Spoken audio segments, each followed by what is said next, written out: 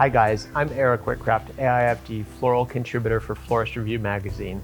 And today I'm going to share with you the Tatami method to create a mat that then can be used as an armature to support your flowers. The Tatami method is actually quite easy and you can even buy them.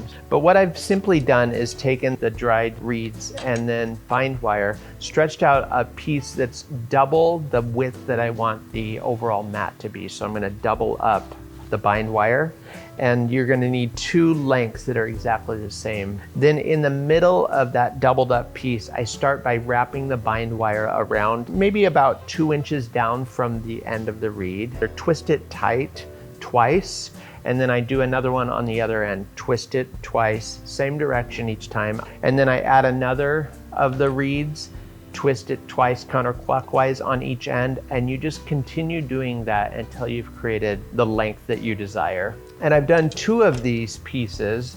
One is a shorter one by just clipping shorter reeds. Today I'm using the baptista, which is a variety of lupin. I'm also using these fragrant oriental lilies, this blushy colored oriental lily. I'm also using these Princess Sakura roses from Alexandra Farms. They smell incredible. This overall is a very fragrant, beautiful design. And then I've also added in some of the purple allium, as well as this drooping allium flower or onion that's really quite lovely. I think it's called a nodding onion.